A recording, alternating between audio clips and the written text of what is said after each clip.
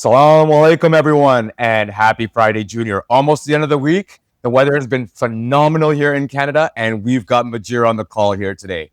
It's an exciting day. I hope you're thrilled. Okay, so just wanted to say Assalamu alaikum. My name is Omar. I'm a recruiter at Trillium Health Partners, and I'm co-hosting this with Syed, who's my partner, director at Around HI. We're going to be co-hosting in Mujir. We've got a successful lawyer, advisor, entrepreneur, just an all-around good human being, and we're excited to hear from him. And before we get started, folks, what I wanted to do is give you an idea of what you're going to be hearing today. We're going to be talking about Mujir's career development, education and professional growth, his mentorship and workplace lessons. And most exciting of all, we're going to hear his origin story. What built Mujir? Where's Mujir from? We're going to learn about his builder mindset, the risks he took, the pivots he took in his career, the values and the growth that he experienced. I'm excited and I'm thrilled. Been an honor to have Mujir, such a successful person in our community. And I think is a very informative discussion for our audience. They'll get to learn a lot and get inspired from him and his story. So let's start. It's always about, obviously, mashallah, what you have achieved, but I just wanted to bring the light on who is Mujir. How did you get here? What's your origin story? I know you're from Hyderabad. You came from that part of the world to Canada, and now you're, mashallah, doing such great things. So can you help us connect the dots? How does it work? How did it happen? This section is all about the making of Mujir. So let's start from there first.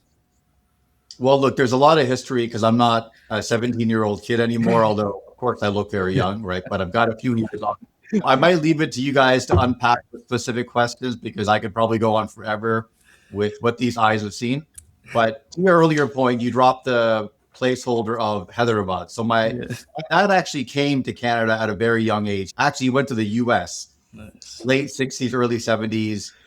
At first, he was born in Hyderabad. He went to Pakistan, and then he had a moment where he saw Neil Armstrong landing on the moon, and he decided he wanted to be in America, being basically an aeronautical engineer. He ended up being a senior systems electrical engineer. His name was actually inscribed on the inside of the Canada Arm. He ultimately moved to Canada, right? So he's got a lot of Hyderabad in him. He had a lot of America in him, where he got his master's and his PhD, all his university studies. And then he came to Canada in the mid 70s after getting married to my mom. So that's sort of the background. There's a lot of, you can say, the ancestral institutional memory that my dad brought from Hyderabad. But I was born and raised in a small, dare I say it, white town, Guelph, Ontario, where you could count on your hands how many Desis and Muslims there are, right? So in terms of where my dad started out his life and where I did, the two things could not be more polar opposites, right? And I think the delta between those two existences probably has a lot to do with how I turned out. So that's sort of the connection between Hyderabad and who I am. Yeah. I never got a chance to go there until the tender age of 2 years ago. It was pretty incredible. I had never been to India. I'd never been to Pakistan. I've been all over the Middle East. But for whatever reason, going to the subcontinent never happened until a couple of years ago. So that was pretty special to see at such a late stage of my life. No, I didn't know you were born in Guelph. How is that right now? My brother goes to Guelph, and I go there quite often. Yeah, there's a Muslim community now, but I imagine back in the day, growing up there, how was that like for you? Well, I think it was a very dynamic experience relative to what I am living in now. Here in the GTA is very diverse, very dynamic. You have people of all walks of life coming in from all parts of the world. You didn't necessarily have that in Guelph, right? I'm juxtaposing all this with where my dad started out, where I started out. Along the way, my dad actually sent me to Syria to study for a couple of years, right? Yeah. And then I came back and I had to start high school in grade 11 because I was there for grades 9 and 10. So the sheer diverse palette of the experiences at such a young age is, I think, what created my ability to adapt and operate in different scenarios, because I don't have a singular baseline that I'm attached to, right? And I think that's a real element of success. It's not the only one. I'm not going to sit here and say there's a singular way, a formula for someone to achieve success. But I think the more dynamic your background is, the more adaptable you are, the more okay you are with a varied, broad set of experiences, the better you've set yourself up or your kids up to be. And I always try and incorporate that into my 4 kids that I'm raising with my wife. MashaAllah. Mujir, can I just chime in here? uber curious. Hyderabad is beautiful. You started at Hyderabad. I love that story. Thank you for sharing. But what I'm curious about is why Syria, my friend? Like, your dad had a great background in Pakistan. We have great universities there. You could have gone to the Yeah. US. You were born in Yeah. Guelph. And at the age of, I think you said grade 10 and 11, right? Like just starting high school. Really, really formative That's crazy. age of my life. No, that's a great question. We had a lot of family friends in Syria, and it was always known as a place where you could get authentic, traditional, religious, and Arabic training. Right. So that's why my dad has sent me. He wanted me to be MashaAllah. an expert in those fields. And it's very different than what I ended up studying here in the sense that I got a very traditional secular Canadian education. I did a undergrad in history and political science, and then I did law. So again, when you're at the age of 14, 15, 16, studying abroad, a whole different discipline of study, and then you come back and you follow a more conventional path, it just really broadened my horizons. That was a big part of, as you guys are putting it, the origin story. You know what? I absolutely love it. I'm so curious to understand that because it sounds like you were a completely different system, learning something completely different. A Canadian guy born in Guelph, parents have roots in Hyderabad. How was that transition to go there? The total culture shock. And at that age, what you need is a culture shock. Yeah. You actually need to go into Okay. dynamic situations that are so different than your baseline to see that there's a different part of the world where people operate, they live differently than you do. And so it just changes your expanse of assumptions about the world. And that's really what that did. It was such an important time for me to do that at a formative stage of my life that I feel like my years in Syria and Syria in general is a part of me and a part of my upbringing. If you go on my Instagram handle, I actually have a tagline below my name. I've got it written in Arabic. It says, proudly Canadian by body, Hyderabadi by blood, and Damascene by heart, and then Jerusalemite by soul. But those are all the things that I think are all those little ingredients that I feel like are a big part of me. MashaAllah. MashaAllah. I'm just curious, so what's one life lesson that you walked away with from Syria that you hold near and dear to your heart that you see have also implemented throughout your business practice? And now, MashaAllah, Alhamdulillah, you're raising 4 kids that you want to be instilled in them. What would that one thing be? That's a great question. If I have to single it down to one, you're putting me on the spot here. I would say I learned that when you're, as the saying goes, when in Rome, be like the Romans, right? In a way that is authentic, right? So I'm not there acting like I'm natively Syrian or that my dad is from Damascus, but in connecting with your audience, the people that you're meeting, right? You try and make yourself more relatable to them. You might try and pick up the local language. You understand the customs. You understand what makes them tick. And to this day, even though in this environment, there's a lot of, like in my office, I've got people that are Anglo-Saxon Canadian. We've got Italians. We've got other Europeans. We got Ukrainians. I don't necessarily spend that much time with Syrians or people that are from Syria, but anybody, once I know they're from Syria, there's an instant connection that I forged from my time there, right? And a big part of that is when I was there, I learned to connect with them. And taking that lesson more broadly, I think that's been a huge success factor. Not that I've been hugely successful, it's embarrassing to even think about it that way, right? And we can get into why you never want to feel that you're successful, because success is actually in a way of life and it's a mindset. It's not an end, right? So I'm going to park that caveat right there.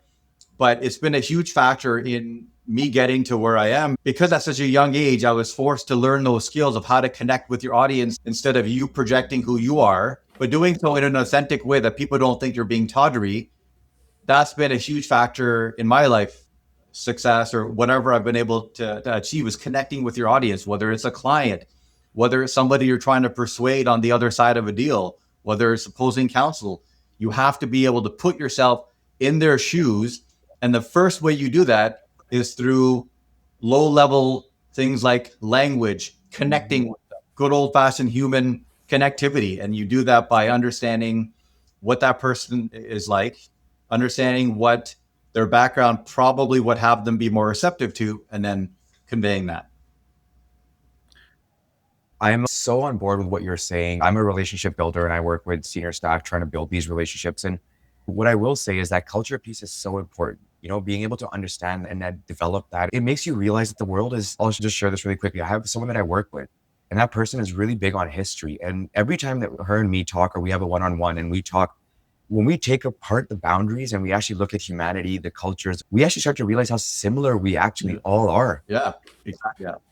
And what I'm curious about, Mujir, is where did your career even get started? You came from Syria, you had learned a bunch of Arabic, a little bit of Canadian in you because this is where you were born and raised, a little bit of Hyderabad in you, your parents, of course, as well. I almost feel like you didn't feel like you had a home. So what was that sort of career transition looking like for you? And how did you land up where you landed? Well, I think you raise an important point. Is a big part of anybody's journey is to distance travel, right? If you look at where I started, I'll look at even my personal journey in terms of my personality growth, my growth in my faith and spirituality. But where I started off as a person is very different than where I am now. And a lot of that has to do with the dynamic experiences, a lot of which my parents would have forced upon me with the best intentions, of course. They wanted me to be in different dynamic situations.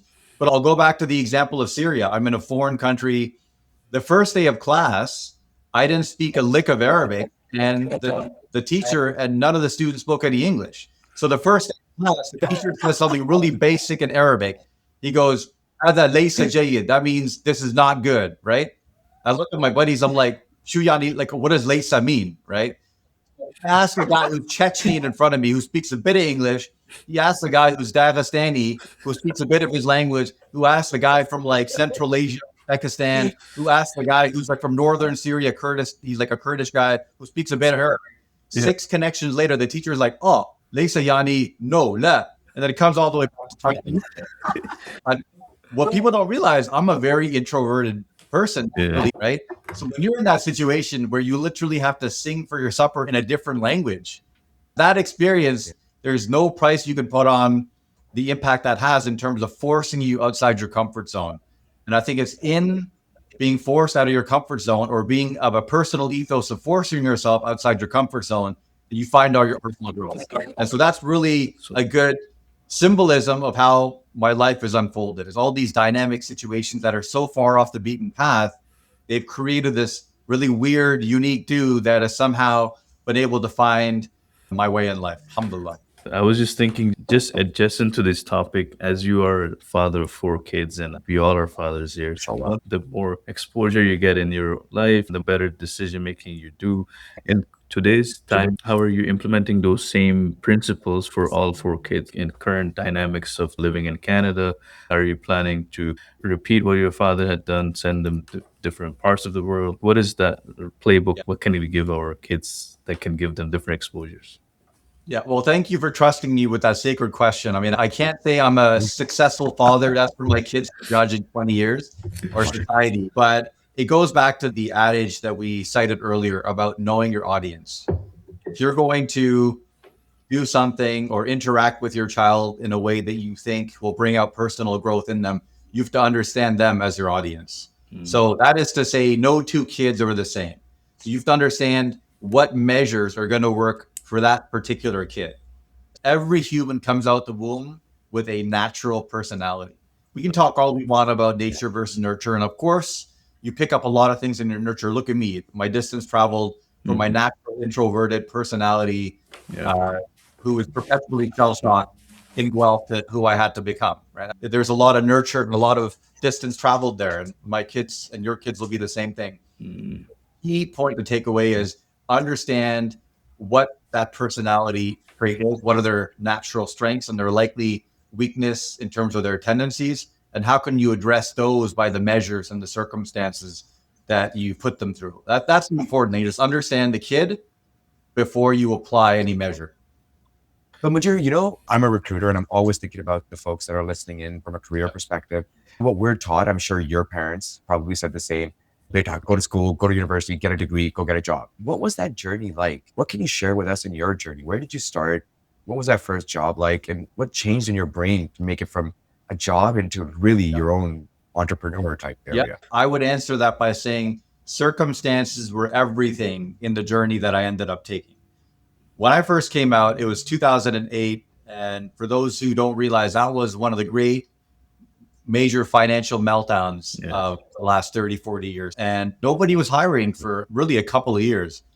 And I was going through my own personal crises where I had gone to law school an article thinking I was going to be a litigator. But as I went through the motions of articles, I realized I didn't really want to be, and no offense to my litigation partners and colleagues who were awesome at what they enjoy it. That's just not what I thought was within line of my strengths. So what I did enjoy was a lot of the transactional work, because there's so many soft issues that go into winning in a negotiation that don't necessarily show up on a stat sheet or on a contract, but it absolutely is a classic case of if you know what won the battle. So I actually love the art of the deal, and even intellectually looking at things and making sure everything was locked down for your client. All that stuff really resonated with me. So I picked that time, the financial meltdown, to decide that, you know what, my career is not going to be in litigation. I'm still mid articles. I'm going to try and carve out a niche for myself in corporate commercial transactional law. And a lot of my great mentors and friends that I met at the time, who I've since kept in touch with, at the time were like, well, listen, what we're going to tell you is we don't want to discourage you. So do what's important to you and what you want to do.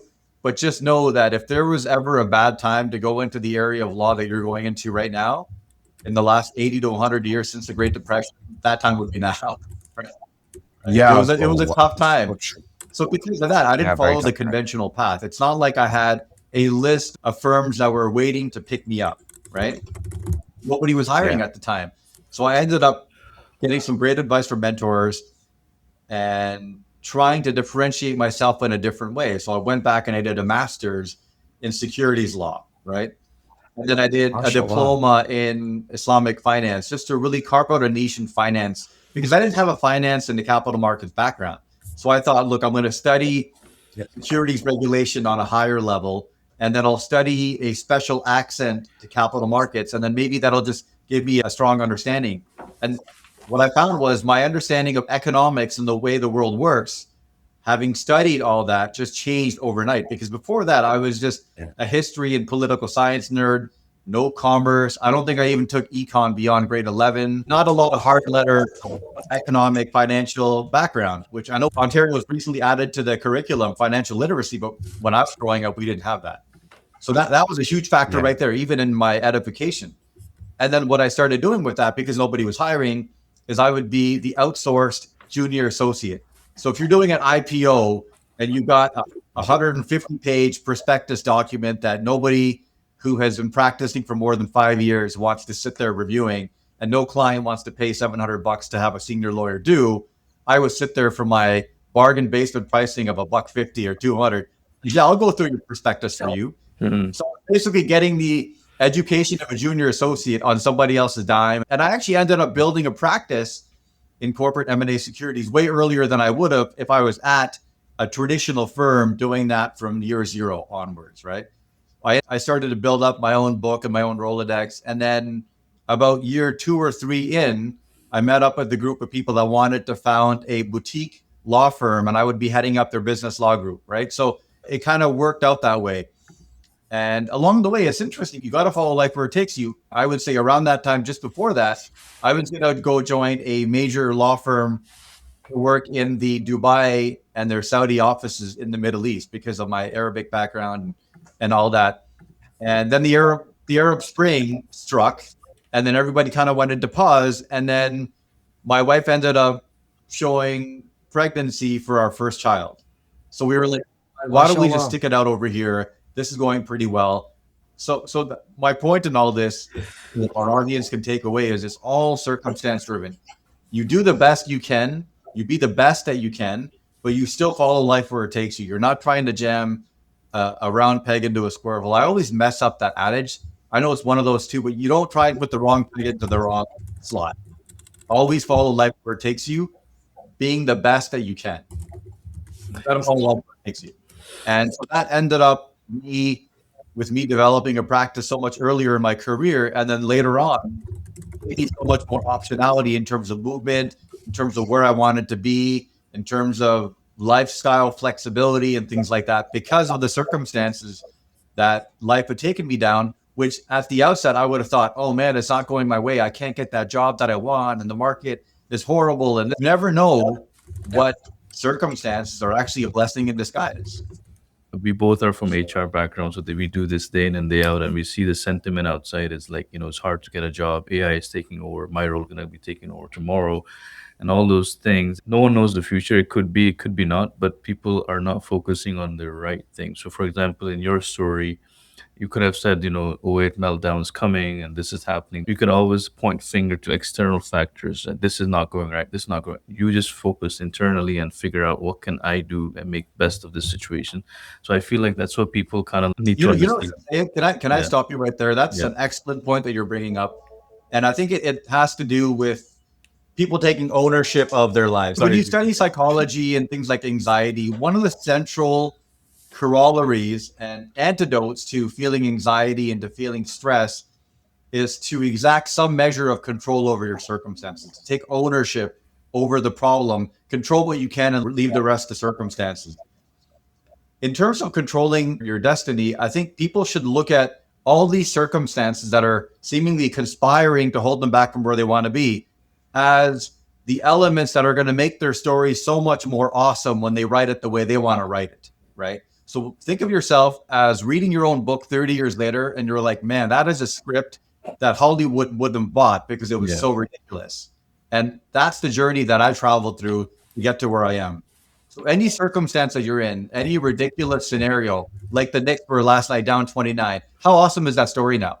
If the Knicks were sitting there when they were down 29, like, oh man, so horrible. The Spurs are shooting so well. This is not fair. Woe was me. I woke up with the cramp on my leg this morning. It could be anything. But the mindset was, man, this is going to be a freaking awesome story when we come back and win this thing. And how awesome of a story is it here this morning? Right? Crazy. That's how you got to look at your life. Here's what I often get as a pushback, and I want to test this with you to see what your thoughts are on this. What I find the pushback is people get like, how do I start? Sure, I'm happy to do this. I'm happy to do that. I'm happy to start my own firm. I don't have the resources. I don't have this. And it's a constant battle of want to be there. And it's easier to say it when you are there, when you have already accomplished that, right? And then give that advice back. What do you think about how do you even get started? Well, what advice would you have for viewers that are listening in that really struggle with that first step? Well, it starts with excellence in your craft. I'll use law as an example. In my early career, when I had done my master's, I didn't have a whole lot of clients. And it's not like I was a junior associate where I've got senior partners barreling down my door saying, hey, Mujir, I need your help on this. So I wasn't getting the organic, raw experience that you would get at a big firm naturally, right? So my mindset was like, look, if I do get that call from a client, or in that case, another senior lawyer who needs some help, I want to be intellectually ready. And so I always liken that to one of my favorite athletes of all time is Tom Brady. If you look at Tom Brady's origin stories, as a rookie, he actually didn't play very much. He was buried as the fourth quarterback, and that's almost impossible for an NFL team to keep more than three quarterbacks. But he studied the playbook so well, and he had everything that he could control on an intellectual level so well, meticulously memorized and mastered, that when he took the field, even if he didn't have the actual experience that you can't replace, he had everything else that he could control locked down. And so he made the best of that opportunity, right? So if you spend time honing your craft and your product and you realize as a lawyer, these are the skills that I need to have to be where I want to get.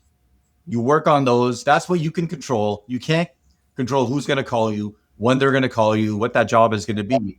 But if you've done what you can, the rest will take care of itself at some point.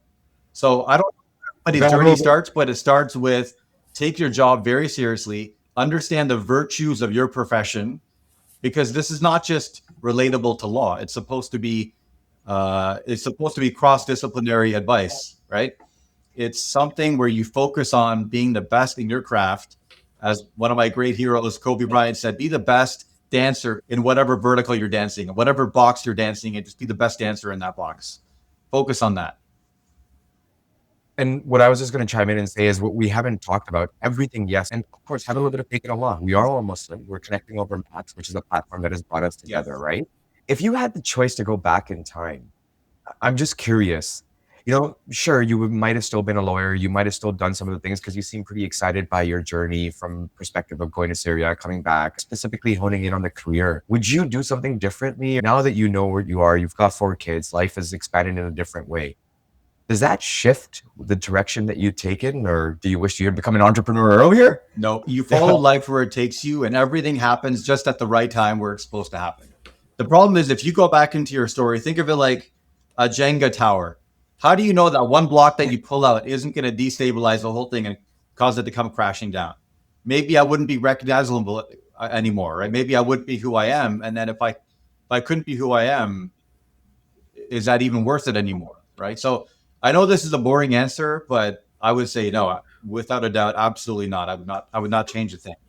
I can't tell what I would do in the future based on mistakes of the past. That's for absolutely for sure.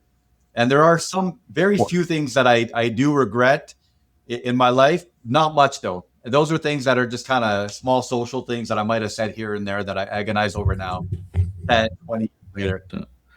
And I think with your two players you have mentioned, Tom Brady and Kobe, what they have done is they've focused on boring fundamentals. It could be a boring answer, but the secret isn't boring stuff. Like they would practice their shots and even look at the hitter in the Dodgers team, right? So I was reading his story. Yeah. All he did was just shoot bat when he was a young kid, day in and day out, just hit the bat all day and day out. So I feel like what you have said is absolutely right. Whoever wants to achieve whichever type of, I mean, we stand for achieving excellence here. I think it's hard to do, it's boring to do, but that's where the secret sauce is. Kind of touched a really important nerve there. Okay, is a big part of my learning journey has been obsession, whether it's historical figures or athletes that were very successful at what they did. So I've always got what I call a hero chamber, right? I've got people that I go, this is a person that if I was in their field, I would want to be like them. And I want to bring some of what they brought to their field to my field, right? So I've always tried to meticulously study what made them great, what made them excellent, right? And you try and piece together this perfect person from all these different people, because you have to recognize that these people are all deeply flawed humans, just like you. The way you learn from a human is understanding this is a deeply flawed human like me, but they're finding a way to excel despite those flaws. If you bring that mentality to yourself, you can really take on that tone of always wanting to improve and get better. So there's been a lot of moments in my life where I'd be studying a historic figure or I'd be watching an interview and something which might have seemed innocuous in the interview just changed my life. I'll never forget, I was watching, this is way back when I was in university, I was watching an interview where the Lakers at the time were going to a game 7 on the road against Sacramento, okay? And Sacramento was one of the most hostile venues, at least at the time. It was a very difficult place to win. And now the Lakers, to defend their championship and try and win a three-peat, they've got to go through Arco in that game 7. So I remember thinking like, oh man, imagine the stress. And I'm saying this as I'm preparing for my university exams, right? I got a midterm. I'm like, oh man, imagine like if I'm feeling this kind of stress, like what do you think Kobe and these guys are feeling? And Kobe comes on, and just like a 22-year-old kid at the time, or 23, like some ridiculously young age, just like me at the time, right? There was a time, guys, when I didn't have all these grades, I assure you. So they asked Kobe, they go, how do you feel going into this pressure-packed game? Like, how are you feeling? And then he didn't even bat an eye. He goes, oh man, it's going to be so much fun. It's going to be awesome. I'm so looking forward to it. And then I'm looking down on my question sheet that I'm studying for my exam. And I'm like, that's the difference between Kobe, why he's Kobe Bryant. And I'm just Mujir, the loser Muneeruddin here, is the mindset. I should be thinking about this exam like, oh man, this is going to be awesome. I'm going to whoop this exam's butt, just like Kobe's going to whoop that team the next day. And even if it doesn't work out, as long as I have that mindset over time, I'm going to succeed, right? And that was just like this earth-shattering moment for me. I'm like, that's why this kid, and he was actually maybe a bit older than me, but I was just thinking, that's why he is at that stage of his life, of our lives, there, and I'm still over here. And that's been a very resonant thing. So broader takeaway here is you have all these small moments that you got to learn from, but you got to be paying attention and reflecting. The word I love to use is metacognating. You've got to be thinking about thinking, learning on the fly, really reflecting on things that people are saying. And I know, Syed, in past conversations, you've asked me about things that I've learned along the way that were very important, like lessons and things like that. I remember somebody early in my career who was a senior partner, a securities partner at Blake's, one of the top firms, really fantastic firm. They do great work. And I remember sitting down with him for a coffee, and he told me that his articling mentor, who was actually incidentally my thesis supervisor for my LLM. That was a connection, right? He told me that the best thing that his articling principal had done for him was he would walk into his office every morning and he would slam something on his desk, National Instrument 45106 or some dense securities regulatory instrument, and say, he'd be like, Jeff, what the F is he thinking? Where are they thinking with this instrument, right? In his sort of colorful way. And so this mentor that I'm talking to would have to sit there and be like, okay, let me read the instrument and figure out what that flip that they're getting at here. What is the objective here, right? And he goes, that was such a great exercise for me in my career, he said, that changed things. And then I was like, you know what? That's such a phenomenal exercise. I'm going to take that and I'm going to take that to the next level. So what I realized was anything I hear on an interview that strikes me as odd or something I don't fully understand, I'm going to sit there intellectually and come up with either the answer to why that is what it is, or have a best plausible answer in my head, so that at least I've gone through the motions of trying to figure it out. And the reason for that is, especially as a lawyer, where it's a very intellectual, technical position, you want to expand your zone of, let's call it fatigue. You want your mental stamina to be such that no matter what, if I have to think on the fly and I've been working for 16 hours, I'm going to think for 10 more seconds again. I never get tired, right? I'm going to figure it out. It's all about the mindset. You got to train yourself. And the way you train yourself is by picking up techniques that you've got to pay attention to life and learn all these lessons. So I know this is like a very long-winded way of me sharing a few things, but if our audience can take away from something like that, always be reflecting, always be thinking about thinking and how you can improve yourself, and always just be honing your craft. I had a Hall of Fame type of thing. But point is, they're human beings, and they have. If you read their stories, it's just like they had similar challenges, similar things. So you can relate to. Some of them are pretty close to your own story. Some are not, but they're all relatable human challenges. So recently, when this person who climbed the Taiwan Tower, right, Alex Honnold, I just went deep dive into his story. That's a crazy stuff to do. And then MJ and all these guys, Muhammad Ali is one of our greats, and all of them have commonality. Obviously, they're talented and no doubt, but I feel like what we can learn from them is just their mindset is different, right? Say, can I jump in? The Yeah, important takeaway is that mindset is not genetic. It's not 100%. hereditary. Yeah, yeah, Something you pick up along the way. Look at Michael Jordan's Hall of Fame speech. If yeah. you listen to the theme, he's actually talking about all the slights over the course of his life that just made that fire burn a little hotter. You know Yeah. what I'm saying? That's what you're supposed to take away. People took it as a slugfest where he's basically trashing everybody. That's not what he's doing. He's actually talking about how he started off as just a happy-go-lucky kid like you and I, but he kept taking slights and slights, but it was how he was responding to those slights that was creating personal growth. Yeah. Right? And like I watched his Last Stand so many times. One sentence that gave me a paradigm shift when I think it's one of the top game coming up, and then they do interview and they go like, "Are you gonna miss the shot or something like that?" And then he goes like, "Why would I worry about the shot that I haven't taken yet?" And this one sentence is because we would worry about, oh, what if I miss? What if this happens? What if I'm doing this podcast? What if that? Like thousands of things that come up, and these guys are like, "I haven't done it yet. It's just a different mindset." So I agree with you. So no, this is something I do personally too, and I'm trying to improve it as I go. But it helps generally a lot when you connect with them and learn. I think that segues into like your business acumen, right? So a lot of folks who have built law practices and whatnot, there are only few who have also built successful entrepreneurial companies and ventures. I saw online that you have, I think, 500-600 acres of land near U.S. and Canada border, Velocity One Group, and so many things that are going on in your life. And I feel like obviously stems from your mindset, but can you share that piece as well? You could have just been fine just being a lawyer. So what was the entrepreneurial bug in you that you made switch into, I need to do something else? Yeah, and say this is a good time to pick up on that corollary we set earlier. What we said. Let's come back to the idea of success. Right? Success is not about, man, I reached the top of the mountain. That's it. I'm gonna settle down now. Right? I've had people say like, oh, you've got this entrepreneurial thing on the side. Are you now going to retire? And why are you still doing law? And I was like, why would I stop? And the joke I always make to them is like, if you went up to Kobe after he won 2 championships, you're like, Kobe, You're a wild smashing success. You won 2 championships. Like, are you going to retire next year? What like, would you even survive that encounter with Kobe or the back of his hand? You know what I'm saying? You're like, what are you talking about? This only spells more greatness down the road. Like, how much higher can I go? Right. And that's the point of thinking of yourself as a success is not only embarrassing socially, but it's actually deeply flawed.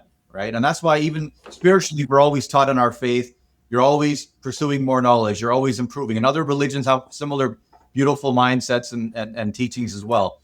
It all stemmed from this idea that if you're not a different person who's further along the journey tomorrow than you are today, then you've probably failed tomorrow. You've actually always got to be one foot in front of the other, moving forward, getting better. And so to me, as much as I wanted to be the best lawyer, if I'm not a better lawyer tomorrow than I am today, then I've failed as a lawyer tomorrow, right? So it's the same idea. As I'm seeing opportunities on the business side, I'm thinking, is this something that I just go, I don't need anymore, and I'm too scared to reinvent myself or to expand my horizons? Or will I look at the opportunity? And honestly, it speaks to a very critical thing about a lot of people's journey to entrepreneurship. I always liken it to one of my heroes that actually didn't exist, sadly, Batman Bruce Wayne. Okay. Bruce Wayne is one of the greatest heroes of all time. I don't care what you guys say, what history books you read. We're not denying that. Bruce Wayne is a legend. Okay. Okay. But he didn't sign up to be a legend. He was just a snotty little rich kid whose kids got killed because he was a little chicken and needed to get some air. Well, I know I'm deviating maybe from the comics. In the course of what happens, the tragedy in his life, he ends up going down this entire different journey that finds him the highest measure of excellence. He's freaking Batman at the end of it. But he didn't sign up to be Batman. So in many ways, my path to entrepreneurship, as with so many other entrepreneurs, is you're just following life where it takes you. You're embracing opportunities. You're keeping an open growth mindset. And when the opportunity presents, you're not shunning it and pushing it away. So, I mean, it was very, for lack of a better way of putting it, just serendipitous. I was working with a very close friend of mine who was building a massive motor speedway at the time. And he ran into some investor issues and they couldn't bring some money in, and he had some personal family issues that he was dealing with. And so I just decided, I go, you know what? There's a lot of opportunity here. This is very well placed to land. It's right by the US border, fronting on the highway. I go, why don't I try and find a way, working my Rolodex, to try and bring an investment and buy it out, right? And so I was able to buy it out, and then I put in some of my own family money, bought out my investors, and then I sort of refinanced the whole thing. And I also have my religious principles where I'm trying to avoid debt as much as I can. So it was a very harrowing but interesting journey. And throughout it all, I'm signing for documents that are way more than my annual salary is at the time, right? There's a lot of personal growth and risk involved, right? But at the end of it, thanks to God, I've got this huge parcel of land, and we're told unofficially it's the biggest greenfield assembly of industrial land now in Ontario. And so we're working on a number of different things. And that just happened by chance. I did not sign up to be the biggest greenfield industrial holder in Ontario. I didn't sign up, just like my guy Bruce Wayne didn't sign up to be Batman. It's just not that I'm Batman. Should we ever be so lucky to walk in that man's footsteps? But that's the journey, right? It wasn't something I planned for. I was just open. I was trying to embrace change as it comes my way. But what I will say is I do train myself to try and be open to adverse circumstances, right? When adversity or something that you're not comfortable with attacks you, how are you going to respond, right? So I've got this thing, and it's a little embarrassing, and I hope my mom's not watching because it's a bit colorful, okay? But it's what I call the FTM mindset, right? So FTM stands for F that mentality. F, you can use whatever you want to sub it in. Let's go with forget that mentality, okay? Nice. This idea that if I'm in a situation, let's use the Spurs game last night as an example, where I've blown a 29-point lead, the crowd is going bananas. I could just put myself in every Spurs player's shoes, and your heart is just running circuits in your chest, and you're like, the world is spinning. At some point, somebody's got to go look around, be like, F that. This is not happening on my watch. F that. Forget that. Right. Mom, forget that. If I was in that situation, how would I respond? I don't know if I would win. I might have lost just like the great Wemby did last night, it happens, right? Mm-hmm. He's still a very young kid. But how am I going to respond? Am I going to try and fight back? So I do things, I implement in my life, things that engender an FTM mindset. When Tom Brady was down 28-3 in a Super Bowl, what was his response? How can I evoke that response in myself, being like, forget this. I'm not going down today like this. This is not happening. Am I going to fight back or am I going to flight? Right? So when you have that kind of mindset, that when you get a panic situation, instead of running, I'm like, no, man, F that. We're going to stick right here. We're going to get this done. So there's small things that you do over the course of your day. Like you're going to make sure when my body tells me I don't want to work out, I'm like, that's why I got to work out today. Right? I'm going to show my mind exactly who's in charge. I like so many people. I don't love, I actually hate, but I force myself to take a freezing cold shower every morning. Why? Because I hate it. We're going to start off our day with a little bit of discomfort and doing something that we don't want to do, because that's a great microcosm for life. My day's not going to unfold the way I want it to, nor do I want it to. Right? You see what I mean? Yeah. You've got to train your mind to be embracing of opportunities and adversities when they come back. How are you going to respond? So Yeah. On cold showers, I do that too. Every morning, I just switch the knob on the other side. Like, let's go. all those things, man. But nowadays, that's a thing that keeps me like I feel awake. If I just take a warm shower now, it's like I need to make it cold. But no, that's a great point. Anyway, Omar, you go next. It's just like such great nuggets. So I just want to take a moment. I've thanked you before, but I know that, as we close off, I will thank you. My final sort of thought process and thinking here is, this is not easy. You've obviously taken some risks. You've obviously made some pivots. You've discussed some of those in the call here today. But what I really want to hear is, what is that one risk that you're so thankful that you took? And then what is that one pivot that you're so grateful for in your life, in your career journey, or anywhere that you've taken, and you look back and say, thank God I pivoted at that moment? So I'm going to actually push back a little bit there, Omar. That's a great question, but I want the audience to take away that entrepreneurs are not built on singular risks or singular moments. They're built by mindsets. So if you want me to answer that simply, I'll say the risk that I'm most thankful that I took is the last one that I took. And at that time, the best one that I took was the one before that. I'm just glad that I'm in a situation and I'm of a mindset that I'm continually taking managed, controlled, calculated risks, because that's an important mindset. Whether you're betting on your career, you're betting on business, you're betting on that next client and that deal, I would just regret it if I allowed myself to not take that next controlled risk that was important for me to find growth in the next chapter of my life. So just like any great athlete, any great general, any great historic figure, we like to define people by the singular, but that is not how legendary legacies are ever built. They are built by mindsets of continual greatness and continual excellence and continually doing those things that makes you successful. And I want people that are watching to understand that. Like, everyone loves to say like, oh, he just hit it rich, or Brady just got the tuck rule, as if he didn't have to play every single game the rest of his life and win and excel and continue to do it over and over again. We're always looking for that single moment where somebody went from rags to riches. You have to break it down more than that and understand that it's an ethos, it's a culture, it's a mindset that will, over time, if applied correctly, end up with a much better delta of success than you would have otherwise had if you didn't have that mindset. So that's the first question. The second one you asked was about a pivot, I think, right? Yep. Great question. What I would say is, let's set the pivot aspect aside for a second. Let's talk about fear as a motivator or a demotivator, right? The most important thing for people that are scared to realize is we're all scared, right? I was terrified coming into this conversation this morning. I was terrified every time I stood up to do my podcast. I'm terrified every time I get on a client call, right? But it's how you train your body to respond to that fear. Because remember, fear is a natural stimulus that God created within you so that you put more time into a game 7 or an exam than you do organizing your sock drawer on a Tuesday afternoon, right? That's the whole point, is you're supposed to have it so that you can function highly. Stress is your friend. Fear is your ally, right? That's the mindset people have to take. There's nothing wrong with being afraid, right? Like, I came on this morning. I'm like, what if I say something wrong? What if my mom watches this video and she's like, "Yeah, but the you're swearing on national TV." There's so many fears that we carry, and that's perfectly normal. That's okay. Just leave it where it is and say, "Thank you for your advice, fear. I've taken you under advisement, and I'm just going to now keep you right there while I go over here and get this done."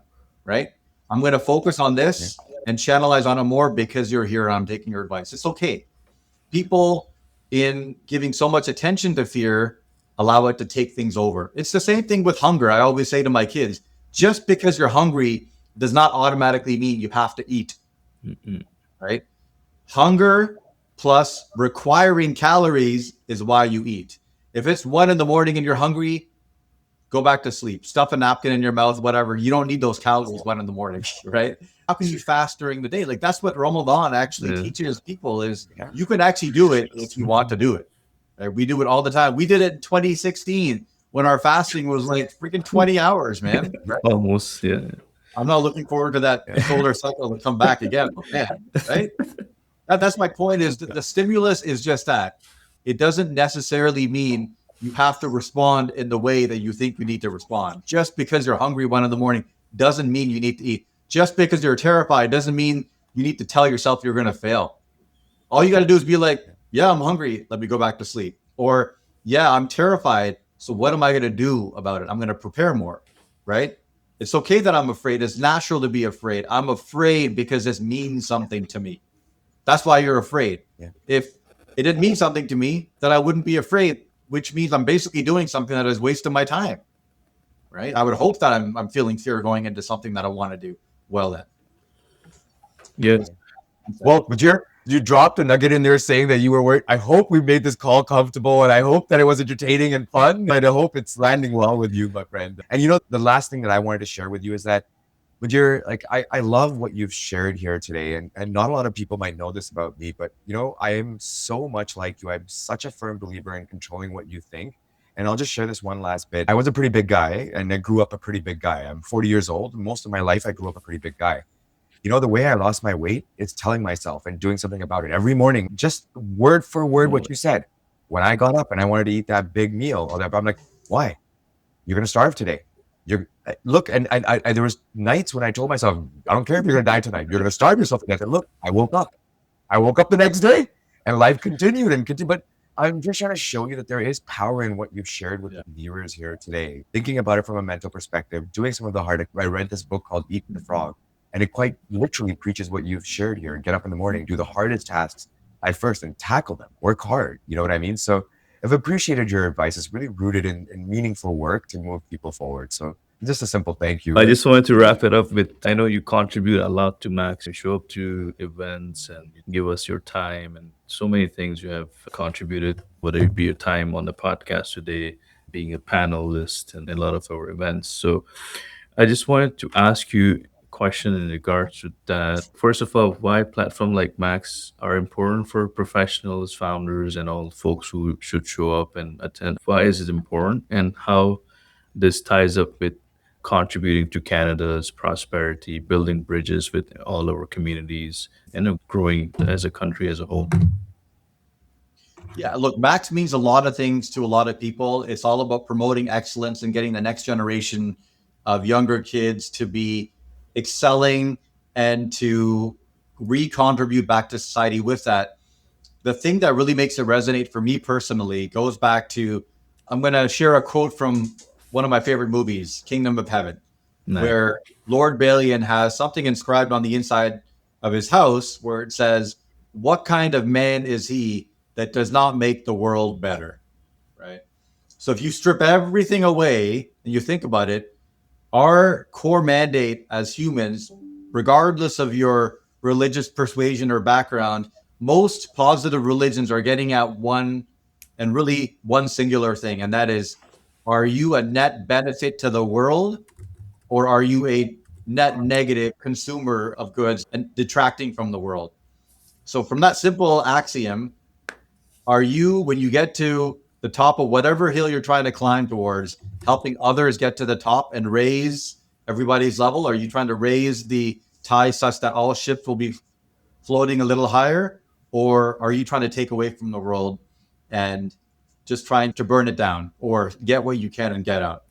And so to me, Max is one of the best expressions of how I can activate that side of my personal mission and how I can carry it out, because it allows me to share my insights, share my experiences and things that have worked for me across a pretty broad network of younger aspiring kids coming up, connect with other professionals and come together to try and elevate the next generation of humans.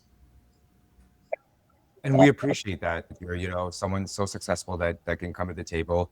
I think it's not only motivational, it's inspirational. And I think it gives legs to people like, for lack of a better term, we would look up to you, right? And it's people that come from different backgrounds, different diversities, different age groups that listen to these conversations and really resonate. So just want to say thank you for the realism, for the honesty that you brought to the table. And just jump in really, really quickly, just to share something quickly before you close it off. But you said something to the effect of, we look up to you. But I want to make it clear that I'm not somebody necessarily that you should be looking up to. Somebody, the reason you look up to somebody is because they've done a lot with a little, right? It's like the extent to which you create something out of nothing, right? A person that is from Sudan right now that ends up becoming a doctor, I'm just using a random example. The situation is so rigged against them. For them to rise from the ashes to become what they become is phenomenal. I've never seen myself that way. Everything that I am, whether it's my drive, my mindset, my attitude, my response to fear and adversity, and all the ingredients that made me who I am, have nothing to do with me. It's even my genetics, my dad, my parents, my faith, most importantly, my wife, my family, all those things have one thing in common, is that I didn't really have anything to do with them. Right? I don't know why my wife chose to marry me. My mom, I'm sure she still regrets the day she popped me out. All those things have nothing to do with me. So the way I feel I'm going to be judged is not on the absolute scale of what I accomplished, but the relative scale. I feel like one day I'm going to be standing before my creator and he's going to say, yeah, you know what, Mujir, you might think you scored 99 out of 100, but I was actually marking you out of 150. Right? That's what I'm terrified of.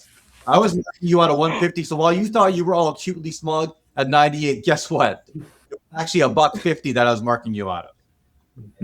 So the thing you got to bring is like, whatever you've done, you got to do better. It's just, this is expected of you, right? Like, what does Spider-Man's Cha-Cha say? Great power brings great responsibility. Like, more is expected of those to whom more is given, right? So I think that I'm very privileged in my life, even growing up here in Canada and not in war-torn countries like the example of Sudan that I gave, right? As a random example, right? That privilege in and of itself is something that I owe it to kids that don't have the same circumstances to see what I can't make of my circumstances, because I owe it to those kids, right? So I just wanted to kind of share that as in terms of a mindset. No, Major, and you know what? Like with me, you walk into all these situations. So you walked yourself into another situation to close us off here today. So what I want to close off with, which I think will be really helpful, and inshallah will make our mums happy as well. You've shared a lot of nuggets from a professional perspective, religious perspective, mindset perspective, career perspective. A lot of it is really revolving around the growth, career growth, which I've appreciated. Well, what we want to close off with here today is give us something that has resonated, that you share with your kids, that you'd want the viewers to hear, that is religious, that your mom might have taught you, that your dad might have left you with. And that is something religious, or Deen teaches us that. It's the balance between Deen and dunya. So to close off, I think it'd be an awesome way to close off. Are you saying, is there one lesson that people should take away on a spiritual note? Correct. That you have lived by and that you would tell your kids. Well, what I try and live by is what they call the golden rule of religions. There's a hadith, there's a saying of the Prophet, peace be upon him, that captures this. But a lot of religions have a similar sentiment in their principles, and it's do unto others as you would have others do unto you. Right. So regardless of your religious denomination, if you're doing more of that than not, then you're probably a net benefit to society more so than the opposite. I think that's probably a single one that I would focus on. For those who know me, they'll understand that my faith is really everything. It's my operating system, that everything else in my being has to comport with. Right. So it's a big part of mine. But I'm saying, in trying to be respectful towards other people being able to relate to the story, because we're trying to universalize our message here, that golden rule is really for lack of a better phrase, just golden. Mm-hmm. I would have my kids take that away. I love that, Mujir. Well, with that, thank you so much for joining us today. It's been our sincere pleasure, and thank you once again for the honesty and the realism that you brought to the table. And I'm hoping that folks listening in are able to walk away with not just our beautiful faces and the lovely Mujir here on the call, but some of those nuggets that you can actually implement in your life day to day in your career search. So from the bottom of my heart, Mujir, thank you. Thank you, guys. Thank you. And Good times. One thing I would add is Mujir runs his own podcast with his team, Sands of Time. Please check it out. I've been listening to it recently. If you're interested in history, especially Islamic history, he's doing a phenomenal job. So we'll also put the link for that in the description. That's one thing I wanted to leave the guests with. So if you want more of Mujir, Sands of Time is where it is. But thank you. Sands of Time. Thank you so much, guys. Thank you. Assalamu alaikum. Assalamu alaikum.